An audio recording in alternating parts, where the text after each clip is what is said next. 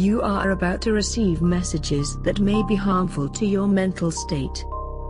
Your sense of reality will be questioned. Your view on things will be altered. You are now part of the meta. The meta controls everything. The meta determines what will and will not happen. You are watching the Meta Show.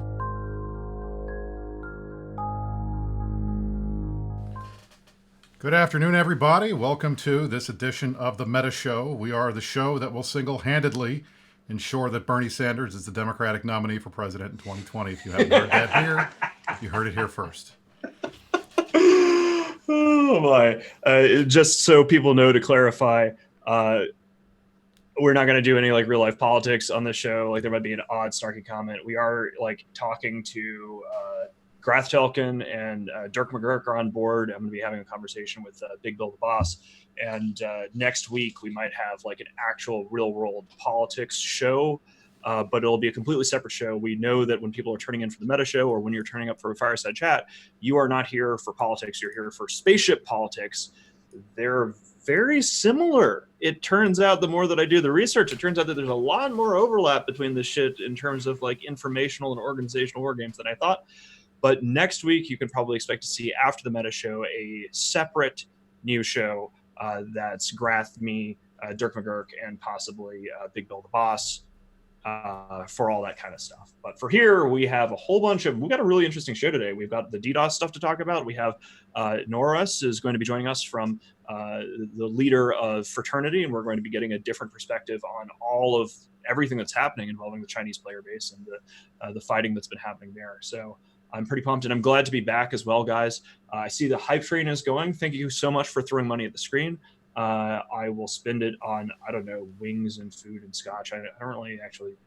At some point, I'm gonna have to check to see how much is in there. But anyway, thanks for coming, guys. We're gonna get started, and I'm glad we're back. We had to skip last week because of all the DDoS stuff, and right in the middle of the fireside, we saw that we might be seeing more DDoSing happening in EVE Online. So, Brisk, what do you think about this? Where are we going? Well, one of the things that I wanted to talk about this week in particular, because of the DDoS, and it rolls into Plex for Good and the DDoS and a lot of other things, and that is the resiliency of the EVE community. Now, I don't know what you guys think about this, but I played a ton of games. I played a ton of online games in the last 20 years. I've been through situations where games have gotten DDoSed, and we'll go into more detail about what that is and the implications of it later.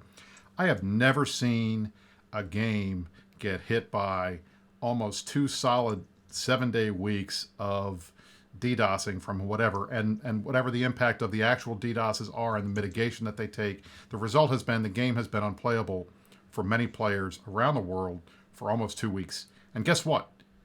This community is still here. People are still here. You're still watching the show. People are still interested in EVE Online. They're still tweeting about it. They're still going to EVE events. EVE London is going on right now. We see the Plex for Good campaign, which happened right around the same exact time frame. In fact, some people think that maybe the news coverage over the sale of the gold magnate and those types of things might have caused, or at least precipitated, some of the DDoSing, because it started happening right around the same day that these stories started coming out. The community's still here. We're able to do big things. We're still together. We're still playing the game. Even players like me, I had trouble getting in the game for 7, 8, 9 days.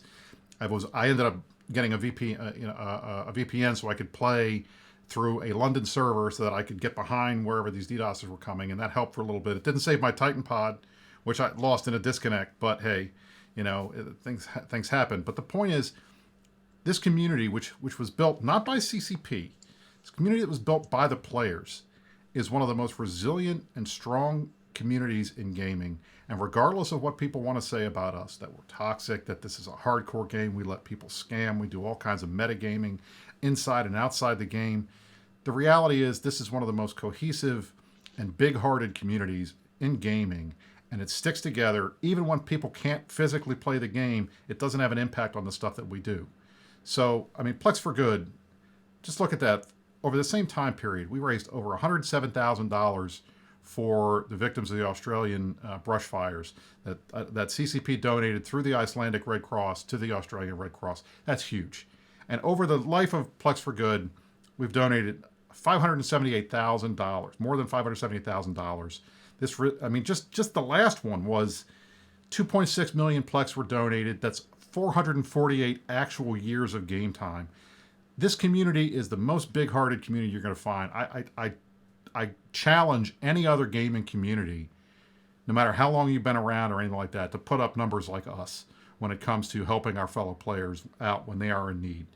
And that's I think a tribute not to CCP. Yes, thank you for creating this game that we all like to play, but it's the people, the groups outside, the community that's fostered through events, that's fostered through shows like this, through other shows, through people streaming, through Eve meets around the country, that keeps people going and keeps people playing this game long after it's stopped being fun or we've done all the content that we want to do. So I want to say a big shout out to the Eve community. Thank you for what you're doing. Thank you for everything you did for Plex for Good. Thank you for sticking with the game even when you can't play it, regardless of what the reasoning is, because that says a lot about us and a lot about you. And I don't think any other game would have lasted a 2-week long situation where people couldn't physically log in. Everybody would go play something else. But you know what? It is 4 o'clock on a Saturday afternoon and there are 33,000 people logged into EVE Online. That's pretty good. So that's my rant for this week. I want to riff on this for a little bit, actually, because one of the things that I've discovered over the years of playing EVE or like running an empire in EVE is that, you know, the rest of the gaming community thinks that we are a bunch of bloody-handed psychopaths. And certainly within the game, that may be true in the case of some of us. And I think that Brisk's point is a really good one. That, you know, we do all these amazing things outside of the game in terms of like charity drives and doing cool things. But I think the resilience of EVE players is really interesting because I think in many cases it is almost precisely because we want to fight each other so badly. And CCP repeatedly, throughout, you know, through most of the history of EVE Online, there is some sort of stupid shit that's happening that CCP has done, or there's some sort of stupid shit that's happening in the form of a DDoS, or there's something stupid shit that's happening not that the company has done intentionally, but that the players have found some sort of new way to break the game, or there's a T20 scandal, or there's just, you know, there's so much stupid stuff that potentially is a roadblock to playing EVE Online and killing each other. That I think that maybe the reason why the EVE Online community is so resilient and also has developed the reputation for just obsessive focus is actually that in order to play the game of EVE at all, to like really get involved in it and like do this, you have to overcome so much completely random, unpredictable adversity that you know, it's just, it takes it to another level. So I thought it was very inspiring when we decided that we were going to deploy the GEF to the north last week in the middle of this DDoS stuff. And the reaction was not, oh, wow, this is going to suck. The reaction was, if we're going to be able to kill people in our video game, we are all just going to have to get VPN subscriptions and just go into it. And like, everybody's like, okay, well, we're getting DDoS now. We're getting VPNs and now we can log in and this is what we're doing. And so instead of like, basically EVE players will climb mountains to be able to blow up other EVE players. And I think that that is, it says a lot of interesting things about us. It's where a lot of, I think, as a community and as our organizations end up being so complicated and fascinating and hardened compared to like a guild in World of Warcraft. And like, this is one of the things that keeps me playing EVE, because for me, playing EVE isn't logging into the game. It's the people and the organizations and building organizations and orgs in EVE to survive, even the humblest alliance in nullsec, right? Like, just take the Imperium off the table. Let's talk about some completely random, no-name mid-size alliance. The kind of stuff that a random mid-size alliance has to do in order to just be able to play EVE in nullsec is such an organizational challenge that your average World of Warcraft guild wouldn't even last 30 seconds. Like, they would just crumble, they would break. You know, those other games, those guys, they get DDoSed or something. They're like, well, I'm going to go over here and do whatever. EVE players are like, okay, you're DDoSing us, but we want to kill each other so badly that we're just going to find a way around it. We'll find our way around a DDoS. We'll find our way around a CCP screw up. We'll find our way around horrible bugs. EVE players will find a way to mash spaceships together at each other and then brag about who won and who lost and be dicks to each other. So it is really just one of the most powerful forces in the universe, I think, is an EVE player's desire to murder zone another EVE player in the game. And I think that dedication then has effects. We see these charity drives. I think the charity drives do so well precisely because EVE players, in order to play the game, have developed a level of resilience and organizational talent that I find inspiring. So yeah, that's my little actually feel good kind of rant about how much we're a bunch of murderous psychopaths and how that makes the world a better place. So there you go. All right, so we're going to hit our top story. The top story obviously is going to be the DDoS. We're not going to go into too much detail. We just want to get through this and talk a little bit about it because our guest Noras Fraternity, who will be joining us for the NullSec Power Hour, is here, and we want to get him on. So without further ado, the top story of the day.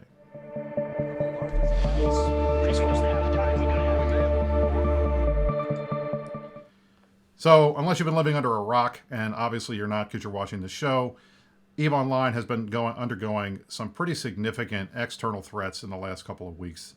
This started on January 27th. The first DDoS began hitting the EVE Online servers, and there were multiple DDoSes over the next few days. Now, for those of you who are, not computer savvy, or as my favorite radio host would say, those of you in Rio Linda, and if you get that reference, I appreciate it. A DDoS attack is essentially when it's a distributed denial of service attack. It is essentially when a large number of random computers that are infected with malware or viruses that are under the control of someone are able to flood the system of either a certain IP address or a certain website or certain servers, wherever they want to go, with useless information to the point that it overflows and it basically shuts down that program or server or website or whatever from being able to figure out what's good information, what's bad information, and it shuts the whole thing down.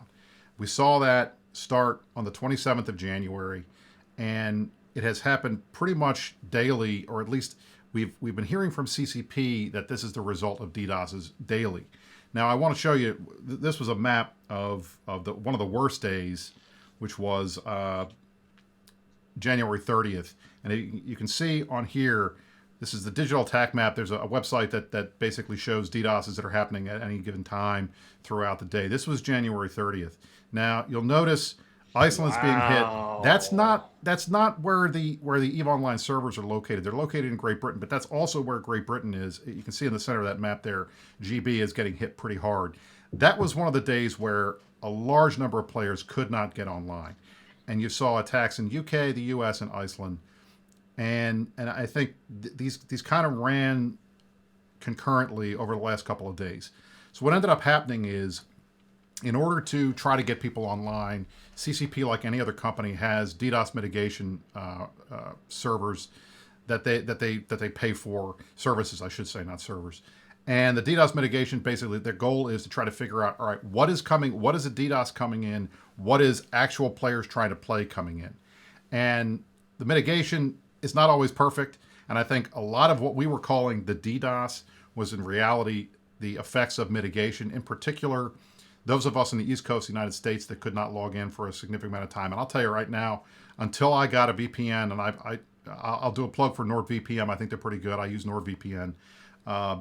Until I got that, I was physically not able to log into the game. I even had problems getting into the client for the last couple of days, and essentially. Without that, I could not log in at all. But I'm like 10 miles away from all of the major internet relays for the East Coast of the United States. They're in Reston and in Lorton, Virginia, and I'm in Centerville, which is like 10 miles from there. So I was getting swept up in all of the mitigation and the DDoSing that was going on that was coming from the United States. So I couldn't log in, and that was a big deal. And a lot of players are still having problems. We had intermittent chat problems, and from the meta perspective, the players who could log in were taking advantage of the fact that they could log in to go do stuff in space when you couldn't defend, when folks that couldn't log in couldn't defend it. It is EVE Online, right? Like, that's why we all at a certain level know that we have to go and get the VPN. We have to do whatever we can to get back into the game, because if our enemies can do something and they have a chance to like skull fuck us, they're gonna do it. Like, nobody pulls punches in EVE Online, right? Like, nobody is ever going to like go, oh, okay, we'll just be sort of nice. If there is a way that we can, and it goes for anybody. So, I think we saw that, Ranger Regiment, I believe, ended up like losing a Keep Star or something like that happened, which we'll be talking about. But yeah, yikes. So essentially, I mean, so basically, this was a pretty significant deal, and a lot of the smaller groups in particular. There were some posts on the forums about some of the USTZ based groups that were in particular impacted because of the East Coast issue, the East Coast blackout that we saw. That had a lot of problems. So the real question is, I think there's two things that I'm mostly concerned about. One, was CCP's publication and discussion and communication of the DDoS, the impacts, and the like sufficient? Was it good enough? Did they give us enough information? Have they been as forthcoming as they could have been? I think that's a lot of questions, and we could do a show just on that, to be honest, because I'll be blunt. I think we know that there were DDoSes for the first couple of days, but the idea of a sustained DDoS over a 9 or 10 day period is so unprecedented and unlikely that we had PC Gamer articles and Kotaku articles coming up after like 8 or 9 days saying, hey, this has never happened before. This is kind of a big deal. But I don't know if I have not heard from CCP one way or the other because they've been very tight-lipped about all of this. Is this the DDoS or was this the mitigation that was causing the problems? Now, I think the reason for that is obvious. If it's the DDoS, that's a force majeure, it's an act of God, it's outside of their control. They don't have to do anything.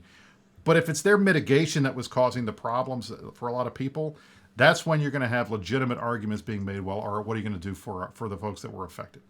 And maybe they don't want to go down that route. So by not putting the information out, that might make it easier for them to have to decide whether they want to help people or not. Whether I get my Titan pod back, I don't know. I put a ticket in. I'm waiting to hear back. We'll see. Whether they have to do anything in terms of game time or skill points like they've done in the past for the chat server stuff, I don't know. So maybe that's why they don't want to put the information out with more detail. And then again, as noted in the chat, this is a very technical, very savvy player base. There are a lot of people in IT. I know this because you guys in IT drive me fucking crazy all the time with how pedantic you are. And I know that they feel the same way sometimes, so perhaps they don't want to go into the detail because they don't want to end up lawyering a bunch of stuff with people who are going to argue, well, that can't possibly be the answer because this is how this works, and I know because I've done this and that and the other thing. So I feel like that's kind of where some of the breakdown in communications are, but I don't know if that's a good thing or not. But again, we can talk about all of that stuff. And then the other thing, Mittens, I think, we were sitting around talking about this last week before we did the show, or before we decided not to do the show. And that question is so why did this happen? And do we want to speculate on why it happened? And I've come up with a handful of things that I think are plausible. We'll probably never know the truth because unless somebody takes credit for doing this, which they generally wouldn't do because that would be dumb. I mean, unless they're terrorists. We've heard like Plex for Good. That was in the news right around the time that the DDoS started. Maybe that was something that got people's attention, so they started screwing around. Especially the gold magnate sale that happened, that was like 1 million Plex that was donated. That was a big deal. That got press coverage right around the time. Oddly enough, and I didn't realize this till I looked at the dates, the DDoS has started on the anniversary of the Battle of BTEC-R, which is like the biggest battle in history of EVE. It was 6 years ago, January 27th. And that was right around when the DDoS has started. So coincidence? Maybe. Probably. But that's an interesting thing. There's always talk about whether an angry botter who had gotten banned in the runs that they did a couple months ago had just taken time to plot out how he was going to get back at CCP, and he took advantage of it and did the DDoSes to do that. That I think is probably the most plausible, because we've seen that before. When folks get mad when they get banned, they do stuff, especially the guys that have the technical savvy to put these bots together. They tend to be the ones that probably have access to a botnet to be able to do a DDoS attack like this. Or maybe it was, the war in the north, and we can talk to Noras about that. But, we've seen in the past accusations from other groups that what has happened outside the game and problems logging in and the old PL sphere.exe joke and things like that, that people have tried to do things like this, or at least we think they have, in order to impact in-game stuff. And there is a big war in the north going on, so who knows? But what's your take on that, Mins? Do you think that's likely, or do you think this is more somebody being pissed? Well, I mean, I think that I'm not going to speculate about what the reasoning for it is, because we're not going to know unless somebody like takes responsibility or something. Like sometimes somebody is mad and will say I'm mad because of X, Y, and Z, and sometimes they're doing it just because they can. And I think one of the reasons why the CCP thing is so fucked up and why we're still dealing with this is that every single online gaming company in the world and all sorts of online gaming guilds, be they EVE Online alliances or World of Warcraft guilds or whatever. Basically, if you have a website on the internet, you need to have some sort of like mitigation strategy or some sort of like DDoS hardening, because it's going to happen eventually. And one of the things that's just kind of weird to me about this whole thing is like, this org wise, it's just kind of sad that CCP doesn't seem to have a functional mitigation strategy when this is a thing that happens. It's a thing that has happened repeatedly over the course of EVE's history, and in the past they were able to deal with it. I'm not sure whether there's like some sort of organizational failures that are taking place there.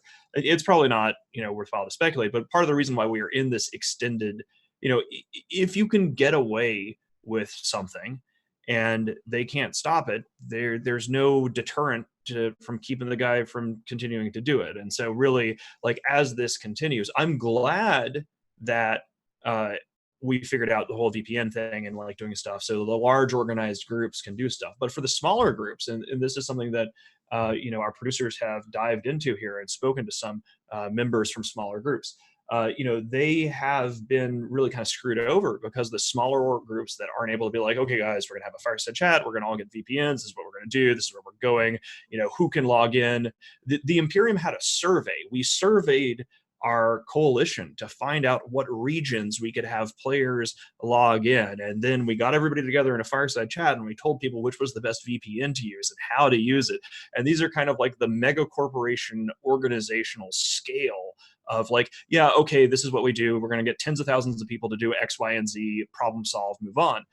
If you're a group of just a couple hundred guys, you don't have those tools because you don't need those tools. And I think that really where we're seeing the big impacts of this DDoS stuff is really at the, it's the little guys. It's always the little guys. The little guys get fucked when big changes happen, when there's big nerfs. You guys have heard me make the bodybuilder analogy a million times before. You take 100-pound weight and you give it to a dude who like deadlifts all day, every day. And he's like, okay, well, I'm carrying 100-pound weight. Like, this fucking sucks, but I'm carrying 100 pounds. No big deal. I work out with 500 pounds or whatever it is.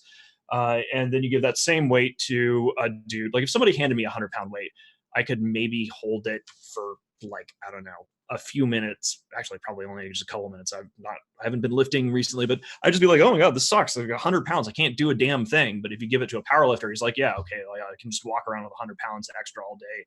It sucks, but I'm trained for it. And that's the scenario that we see here when you have this complex issues, adversity comes up. And we've got a quote here actually from one of these Reddit threads.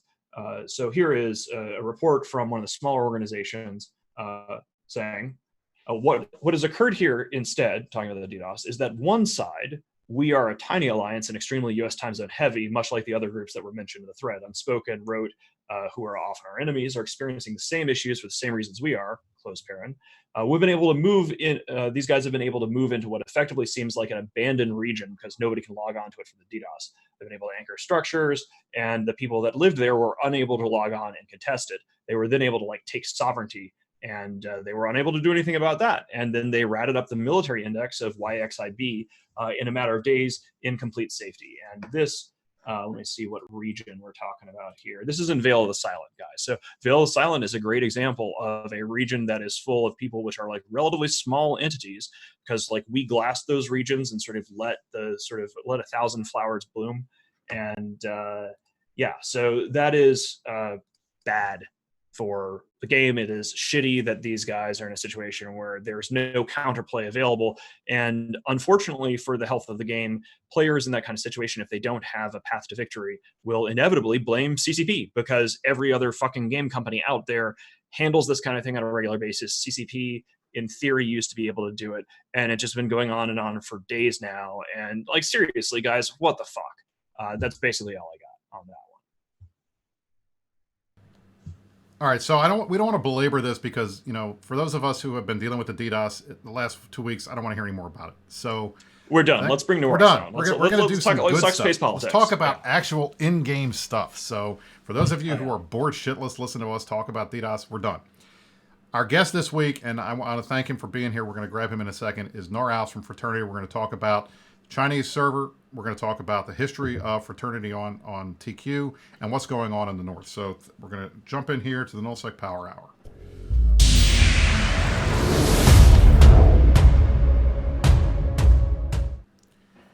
Noras, thanks for joining us. We appreciate having you on today. Hi, Brisk. So how you doing? Great. I'm sorry you had to sit through half an hour of Mittens and I spurging. We appreciate you being willing to listen. That's fine. We had a lot of problem with the DDoS as well. How bad did you guys get hit with the DDoSs over there? Well, pretty much like everyone else, except for the US players. Those are like worst region. I know guys who lost 35 rocals at the same time, mining drones. 35 rorquals during like when the DDoS I'm sorry, hit, like 35 X-waiters. Okay, that's just crazy. Right. That's still crazy. I've got like a whole bunch of potential questions, actually. Sorry, please continue, Noras, if you got something more on this. Actually, it's just pretty hard for CCP to do the reimbursement and SRP system. I bet like people being submitting tons of tickets over, and they don't have the manpower to take over all that. I can't I'm not talking about war. Amount. Sorry, we came in here. I'm interrupting because we swore we're not going to talk about the fucking DDoS, and we brought Noras on to talk about it. We're still talking about it. You're right. Chinese alliance politics. So basically, for people that aren't familiar, and the entire EVE player base is going to have to learn their way around Chinese community politics. The reality is that there are large Chinese mainland Chinese player groups on Tranquility now, and they have achieved enough power to be strategic forces that need to be reckoned with and understood. So we've been talking a lot about like Ranger Regiment, we've been talking a lot about fraternity. And so what I'd like to do, Noras, here is to essentially give you an opportunity to say, hey guys, assuming that, the audience has people that have never really paid attention to any of this stuff, who is fraternity? Where are you guys from? Tell us a little about your history and what's going on. All right, assuming no one has heard about fraternity before, we started 60 years ago in Tranquility from its former show called Panda Supremacy, founded in 2009. These are all the facts that you can find on Dotland. So unlike many people believe, fraternity is actually a homegrown alliance founded in Tranquility. But we were never big. People come and go. And we never maintained to have more than, I think, 300 people in a single time zone that is often ignored. So we never quite make our voice until, I think, 3 years ago, the Great Migration, when Serenity server shuts down.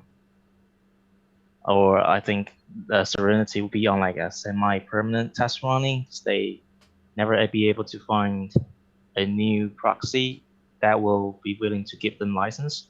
That's kind of like a Chinese government issue thing. Yeah.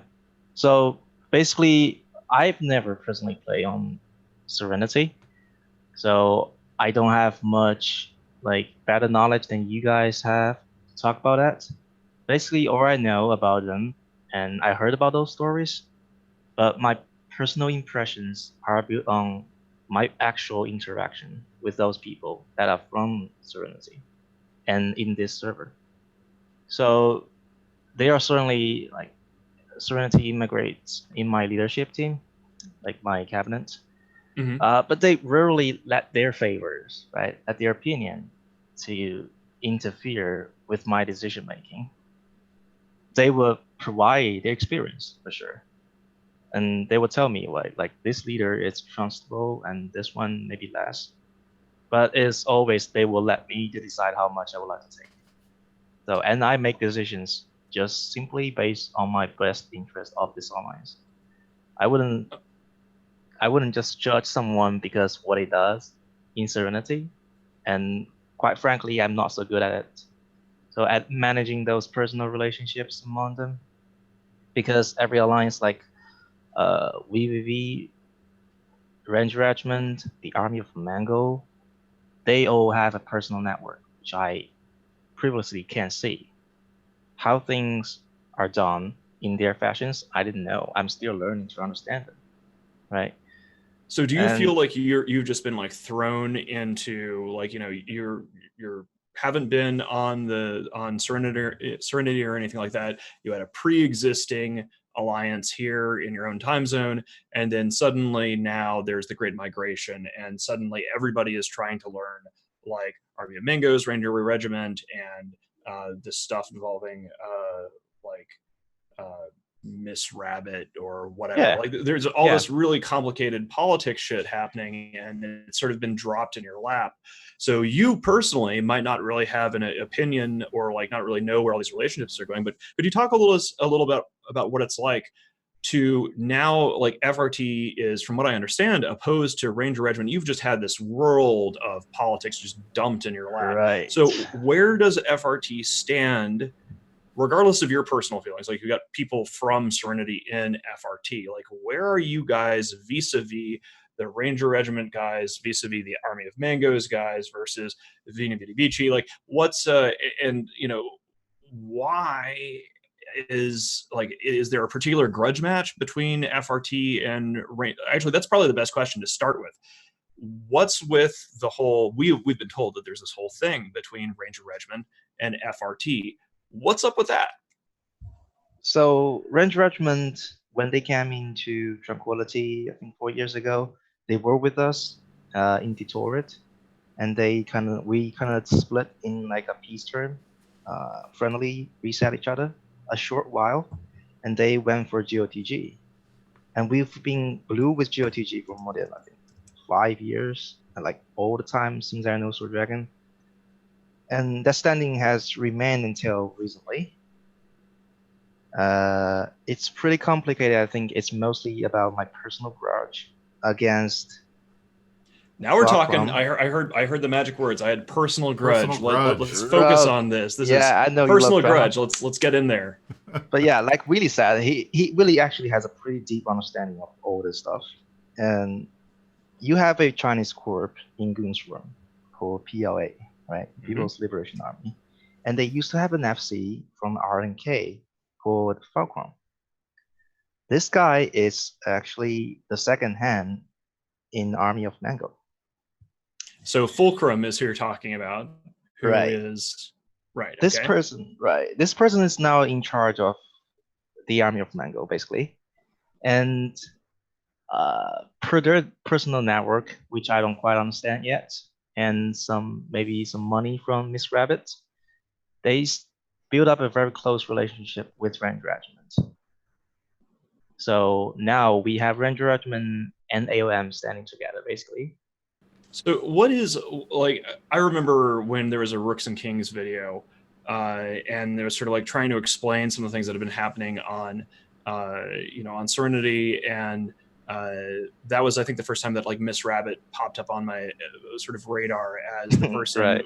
Was that the leader who, like, all the people on Serenity like suicide, like they just blew up all of their ships? Was that her, or was that somebody else? Maybe you can tell us a little bit about the background there. I believe she's a pretty new player. I don't think she has ever played more than a year. She just came into the server, and everyone just went crazy for her and her money. She's the one who bought Ranger Regiment, right? Is that what that, if I recall correctly? Okay. Yeah. Well, we don't know about details yet. Just some rumors. That's just the allegation was that she bought Ranger Regiment. Yeah, pretty much. Yeah. What's the personal beef going on between you and Fulcrum? What's that about? Fulcrum used to FC in PLA, and I might have called him a pretty trash FC sometimes, and he's a pretty arrogant person, has a pretty arrogant personality, and we kind of build up there and we'll never get it over. And he is like the leader of the biggest army in Serenity, so he knows a lot of stuff about strategically. Once he moves in his alliance from Serenity, I know it's pretty much inevitable that we're gonna have a fight over this because the community is so small. The Chinese community is not like huge. There are only this many people you can play with or you can fight against, right? with him being the second leader or the second biggest alliance in Tranquility, then we're gonna have a fight. So And here's I'm a kind of question. worried. Yeah. Oh, go you're ahead. kind of worried. Please go Yeah, on. I'm kind What of are you worried. I'm kind of worried that AOM will move too close with Ranger Regiment, or eventually AOM might absorb everyone that is not in FRT. So it will eventually become kind of FRT versus the rest of the Chinese. I don't want that scenario to be true. So in a sense, I have to kill Ranger Regiment before that happens. Besides, Omist is kind of a shitty region to live with. If you might agree with that. I know you are Yeah, I mean, extremist. Omist is We like agree. eastern Bumfuckistan. It's Right. Nowheresville. There's only much you can develop alliance in Omist. If they want to develop to the next phase, they have to move on somewhere else. But pretty much the universe has been divided up by the cakes being divided up. The only entity that's relatively smaller and weaker are in the north right now. What do you think about actually, Brisk? I think did you want to get a question in here, Brisk? No, my whole thing was, it sounds to me like there's definitely a culture clash between the Chinese players that started on Tranquility and the Chinese players that have come over from Serenity. Is that accurate? Do you think that's right, Noras, or is? Sorry, or what am was I the question? That there's a culture clash between those of you who started on TQ and those who started on Serenity. And that because of that, I mean, is that accurate, or is it less about that than it is other I things? believe it's less of an issue. We usually like cooperate with no problem. There's some nuances about how things done between these two groups, but eventually I don't think they make any difference. Like we have a lot of people coming to Goons, and they set it up pretty quick. So people actually adapt pretty quickly. I want to shift away from just talking specifically about FRT vis-a-vis the other Chinese player alliances, and wonder what your perspective is about what's happening in the Galactic Northwest, where like all of this stuff is going down, and FRT has been working with I believe Horde and NCDOT and Legacy Coalition, and so let's pivot to that. What are you guys up to in the North? What sort of objectives do you think are of value up there? And can you just give us an idea of what the theater is like? Right. So it's pretty simple. After we left the turret, I have no other goals in the game other than destroying those Chinese alliances who actually fought against us during the war. And the first of all, it would be AOM, but Omist is too far away. And if AOM think Branch would be their second home, then I'm gonna have to destroy that. So I actually don't care about who lives in that space. I don't care at all. I don't care about Siberian Squad or Kalajari Alliance, those Japanese alliance. I don't even care about Sword Dragon. He just happened to be the leader of GOTG, which Ranger Regiment is in. So that's pretty simple for Fraternity. We're gonna destroy the alliance. That's interesting. So how do you plan on doing that? Like to actually destroy Ranger Regiment? It's pretty hard. Like in Modern Eve, you can't kill alliance by just evict them. Right. You have to turn friends into enemies. You have to find the fracture points. You must find the most toxic personalities and radicalize them. You have to turn friends into enemies and just shred the entire thing. The fun stuff. Well, gosh, aren't you good at that? I really love to talk about this, but yeah. But it will tell us too much, the plans that haven't been unveiled yet. So I'd love to keep it in future. For you gotta play your cards close to your chest. I got it. That makes sense. So essentially, Fraternity's goal in the war in the North right now, it's not just the glass, territory that Ranger Regiment has. You guys want to take these guys out permanently. That's interesting. That's definitely is that shared? I mean, yeah, that is really interesting because like the question is like you have a grudge against this Fulcrum dude, and you want to destroy Ranger Regiment. Could you, and when the leader of an alliance is butt blasted about something, it's usually pretty easy.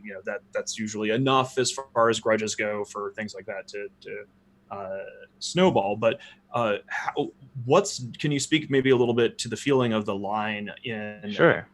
line members in both FRT and in Ranger Regiment? Like, you have a personal thing against this Fulcrum dude, but does that trickle down all the way to the rest of your dudes in fraternity? Right. Like, they also mad at Ranger Regiment, or is this just a Noras thing? Why? That's a good question. People usually view fraternity as the feeder, as those defeater from Serenity, and they join fraternity because they have nowhere to go in their own server.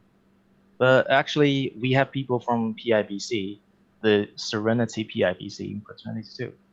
They don't have a personal grudge against PIBC or Fulcrum or Mento himself, but I don't think I'm using fraternity as my tool for my personal vengeance. Not the that thing there's is, anything wrong with that. Maybe, but I'd love to everyone has a shared common goal, you know? I'd love to like everyone line members are on the same page. They really hate AOM, maybe, but the thing is, AOM has pictured us as one of the most evil and untrustable alliances, and me as the most like degenerated leaders in the game. So the hatred has been built like between us two. So I'm not too worried about my dudes are hesitating shooting AOM. Some of them I know are actually like not so with me about shooting Ranger Regiment. They say like we were friends 5 years ago, 4 years ago. Why do we have to destroy them? And I'm like, okay, sorry, but well, we have to for the best interest of our alliance. Otherwise, they're gonna unite together and be too much of a threat for us. Well, speaking of that, I think one of the things that I think is interest to a lot of us is when we're looking at the lines being drawn in the fights in the north. And for those of you who didn't see, there was a pretty significant battle in PF Tech and Venal on Thursday. There were nearly 2,700 pilots involved in this fight. It was over a Siberian squad, Fortizar, that I had. That was my jump clone up to PF Tech, so I gotta get another jump clone up there. Over 1,400 ships were lost, and 163.4 billion ISK was lost.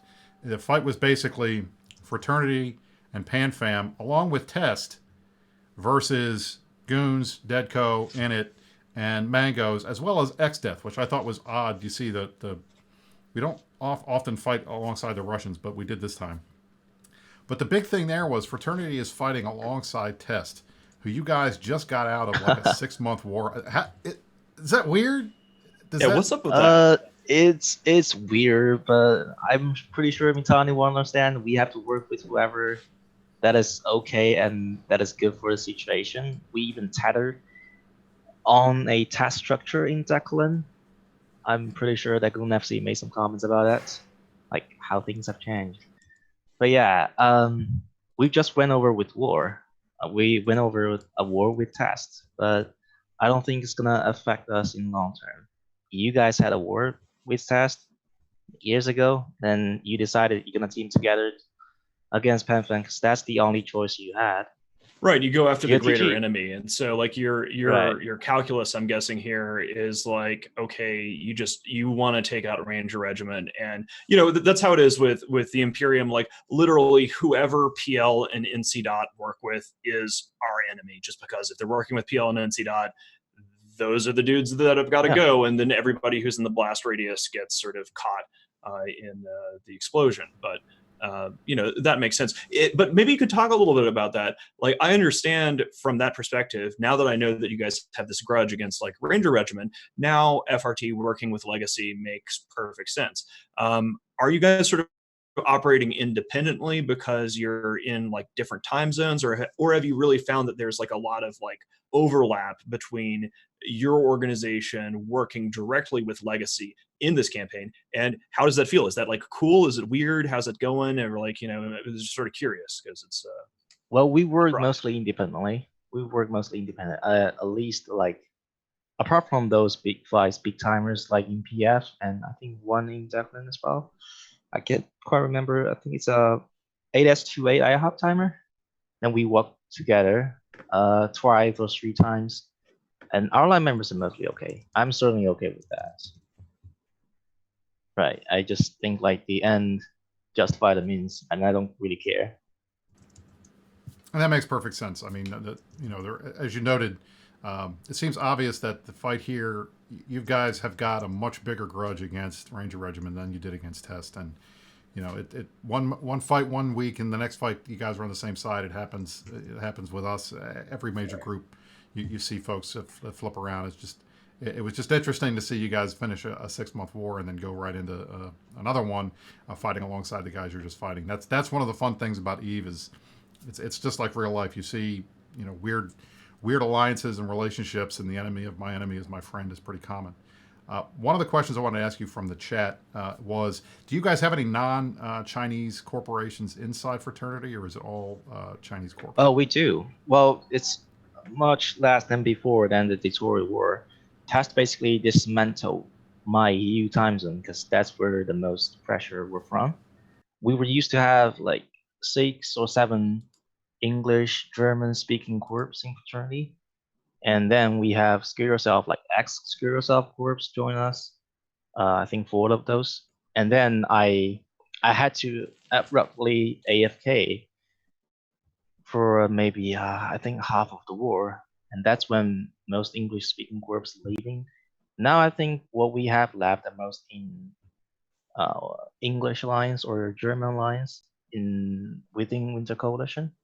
Fraternity itself maybe have 1 or 2 English corps left, I think. Yeah, but we do have those structures coming. You guys had, and I remember Black Legion joining, and you had Elo doing fleets for a while. Has that relationship ended permanently, or No. do you think he's coming back? Or Elo himself, like he's taking a break for real life, and basically everyone who knows about him agrees with his decision. We all think that is necessary for him, and that's for the best of him. I believe he's coming back. He's always keep talking about it. Well, maybe I don't know, March, April, could be any month. I think he would be back, but I don't think he would be like as active as the many active as before. I don't think that's healthy for him. Oh, we do wish him the best. I hear in chat that he might be having some health issues, and good luck, Elo. He's been a part of this game for a very, very long time, and when he's on and he's engaged, it's really cool because stuff blows up and things get done. I have to ask. This is a question that people have not asked, and this is just a rumor. And if you don't want to answer the question, you can avoid it, whatever. But I would try to answer as best I can. Yeah. Grudge wars, oftentimes, like when you find something really, really, like people are like white hot, butt blast, angry in EVE Online.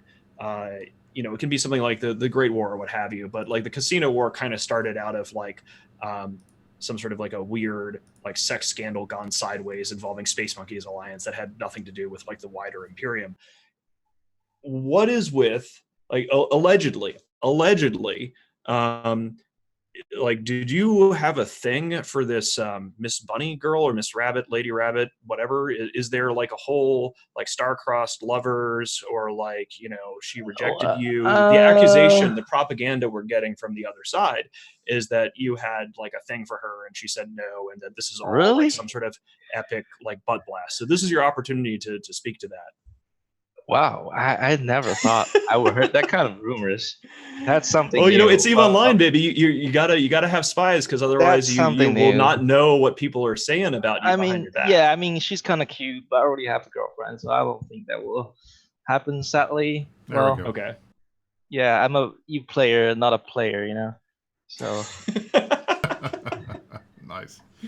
Okay, good to know. That's enough on that. So yeah, if you didn't know, that is one of the things that your opposition, something along those lines. I obviously haven't dived into the details, but that was basically like, he doesn't like Ranger Regiment because he like wanted to go after Miss Rabbit or something or other, and she said no, and that this whole thing was basically like, pretty girl said no or something. I mean, it's amazing the things that people are crazy believe, right?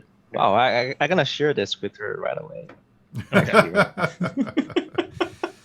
Well, there you go. This is an opportunity to segue into being a reply guy, I guess. What do we got, Chris? Another thing that you may not want to talk about, but we want to bring up.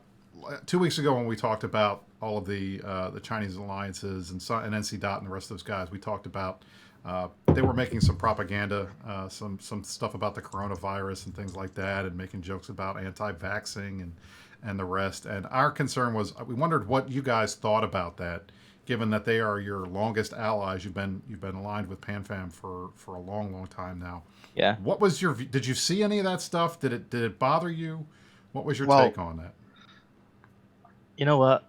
I'm gonna tell something like personal story. I've lived in the States for more than a decade, and I've played this game for more than 7 years, I think. So everything I've heard, basically in my real life, online or in the game, pretty much this kind of racism stuff or like inappropriate, maybe politically incorrect, they're everywhere. Not just from NCDOS, from PL. I've known a guy in PH, and I think he's a FC or director or something. He used to type something that really would piss Chinese off, and I just broadcast him on grid. So I've seen more from random Russians, random wormhole people, or from the Imperium. I don't think that's necessarily linked to any kind of entity in the game that is super racism. Maybe apart from tissue, but yeah, yeah, tissue are basically just human garbage, fundamentally speaking. So yeah. I wouldn't say that. They just like overreacting about this, Yeah, I'm sorry. If you put 1488 worse. units of gas in your ships, you are dead to me. You make Benghazi jokes, you're dead to me. You're fucking anybody who would follow Lex Arson, who I don't even think that guy plays anymore, but human fucking garbage. You tweet shit about the murder of one of my closest friends. It is fucking on forever. Long after EVE Online is dead and gone, I will remember you. But that's me just being fucking crazy psycho when it comes to things like Benghazi stuff. But there you go. Those people suck. We don't like racism. And in the Imperium, when we see people doing stuff like that, if it gets reported and we're able to be aware of it, you control that stuff. You control your line and their like worst impulses. If people need to do that, you just throw them out of an airlock and people get the memo eventually. Well, true. I mean, the point I'm trying to make is like, there are people who got away with it, even in Imperium. They just didn't show themselves in the spotlight. And there was a fight where NC Dot invited their Chinese alliance and to fight another Chinese alliance. So to me, that feels like a perfect propaganda time, But actually, every alliance has garbage like that, and you can't always like control all of them. There are some people out there in the internet who says things like that. So we just gonna, I don't know. Maybe Did personally, you have I any will. conversations with any of the leadership guys about it? Did you talk to them about it at all? I talked to an FC and talked to a lady, and I clarified what red Pokemon is, etc., etc. And I told them, like, the outbreak right now, it's kind of serious stuff, and it's not something to be laughed about. Right? I know people. My girlfriend is in the Ground Zero city, and she's Jesus still Christ. like, yeah, it's pretty crazy going on. Yeah, there. there's even in like Wisconsin now. Like this is one of the things that does bother me about like the whole coronavirus thing is it's fucking horrible and it's a global pandemic and it is getting everywhere and it is, this is, you guys are going to hear this a lot from me if you tune into like my silly planned politics show next week, is that it actually has less to do with politics and more like what I call the William Gibson style, the jackpot, right? The complexity apocalypse. Instead of like one thing that goes wrong in a society, you have Australia on fire, the climate's heating up, there's novel viruses coming, the ice sheets in Greenland are melting, and God only knows what sort of like ancient, archaeobacteria are sort of underneath there, and just things are spiraling in a various way. So like the coronavirus is not like, oh my God, China. That's like, as the world heats up, there will be novel pathogens, and this is something that people have been afraid of and paranoid about for a very long time, and it's not just a China thing. So don't make jokes about a fucking pandemic that, for all you know, in a little bit, you might end up suffering from. So yeah, let's try to keep this shit together. And I'm glad you had those conversations, because I'll tell you, at least from our perspective, after our show and after you talked to them, it all kind of stopped.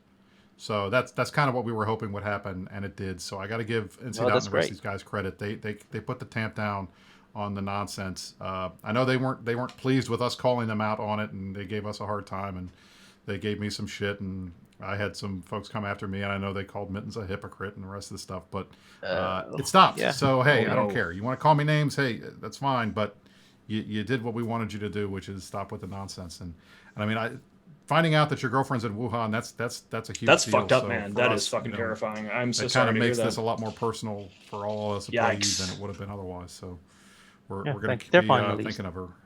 Mhm.